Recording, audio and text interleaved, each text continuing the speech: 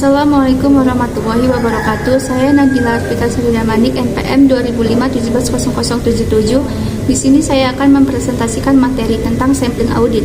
Audit sampling adalah penerapan prosedur audit terhadap kurang dari 100% item-item yang berkaitan dengan saldo akun atau kelas transaksi sedemikian rupa sehingga semua item tersebut atau unit sampling memiliki kesempatan untuk dipilih.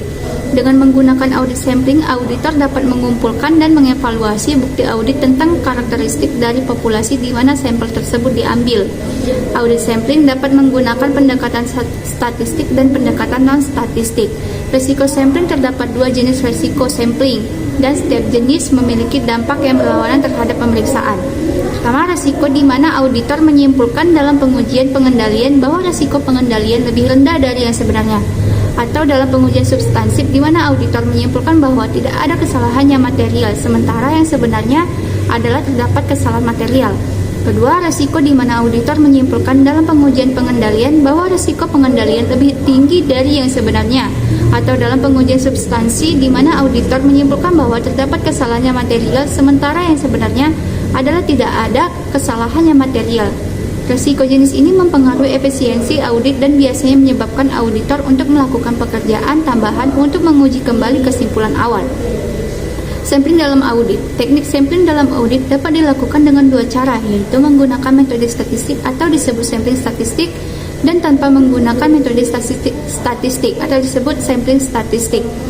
Teknik sampling non-statistik atau disebut judgmental sampling ini memiliki keuntungan yang pertama, lebih cepat dan lebih murah dalam aplikasinya, memungkinkan auditor untuk memasukkan ke dalam prosedur sampling penyisihan atau cadangan untuk faktor-faktor dari hasil tahapan audit sebelumnya. Contohnya, hasil dari pemahaman atas pengendalian intern auditan. Kelemahan dari metode judgmental sampling ini yaitu metode ini tidak menyediakan perhitungan risiko sampling. Kedua, penilaian auditor harus dapat dipertanggungjawabkan dan kesimpulan yang diambil berkaitan dengan sampel dapat sulit dipertahankan. Ketiga, selanjutnya, ketika menggunakan judgmental sampling adalah hal yang sulit untuk tidak menghasilkan bias berkaitan dengan ukuran sampel, item yang dipilih dan kesimpulan yang diambil atas populasi. Teknik sampling statistik atau disebut statistical sampling. Metode sampling ini memiliki tiga keuntungan penting daripada judgmental sampling, yaitu unsur-unsur dari sampling dapat dipertanggungjawabkan dan dapat dipertahankan apabila dipermasalahkan. Statistical sampling memiliki kekurangannya itu lebih sulit dan lebih mahal dalam mengaplikasiannya bila dibandingkan judgmental sampling. Selanjutnya, secara umum, hanya entitas besar yang memiliki populasi yang cukup besar secara merata untuk mengaplikasikan cara penuh dari metode statistical sampling.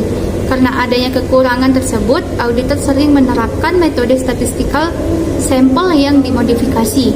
Demikian presentasi dari saya, kurang dan lebih saya mohon maaf.